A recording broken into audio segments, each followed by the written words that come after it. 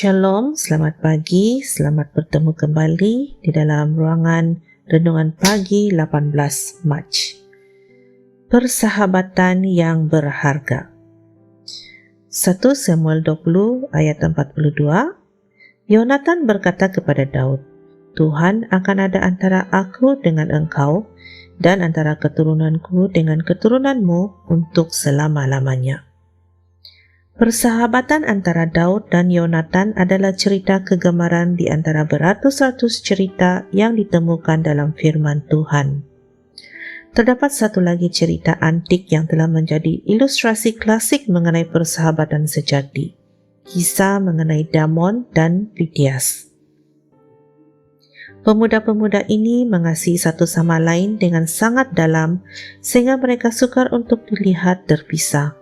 Walau bagaimanapun, Fitias telah membangkitkan kemarahan seorang raja yang zalim yang memenjarakan dia dan menjatuhkan hukuman bunuh ke atasnya. Damon berusaha sedaya upaya untuk memperoleh pengampunan dan kelepasan bagi sahabatnya itu. Ibu Fitias sudah sangat tua dan tinggal jauh bersama anak perempuannya, dan Fitias bimbang meninggalkan mereka sendirian. Damon pergi menghadap raja yang zalim itu dan memohon untuk mengambil tempat sahabatnya, sekalipun sampai kepada titik kematian jika perlu, asalkan Fitias dibenarkan untuk melawat keluarganya untuk kali yang terakhir.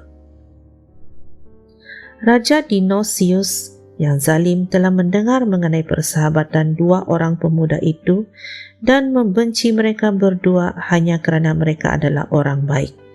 Namun dia membenarkan mereka bertukar tempat dan memberi amaran kepada Fitias bahwa jika dia tidak kembali tepat pada masanya, Damon harus mati menggantikan tempatnya.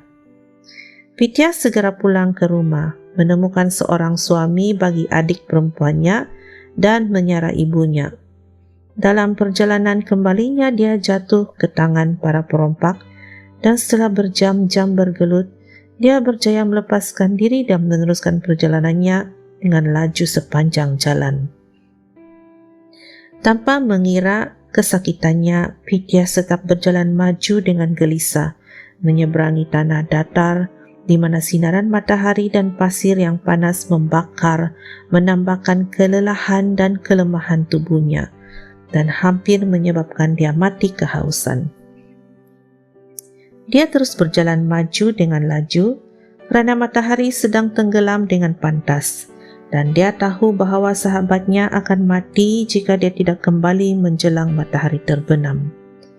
Jam terakhir tiba dan Damon dituntun ke tempat penyaliban. Ketika para pengawal hampir memakukan Damon ke kayu salib, Fitias meluru tiba, berlumuran darah dan tidak terurus.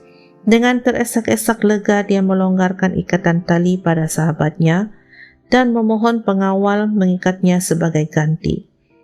Dionysius amat tersentuh dengan persahabatan sejati ini sehingga untuk sekali ini dia terlupa akan kezalimannya dan membiarkan kedua-dua pemuda itu pergi dengan bebas, sambil mengatakan bahawa dia tidak akan pernah percaya bahawa pengabdian yang sedemikian rupa boleh berlaku kalaulah dia tidak melihat itu dengan matanya sendiri.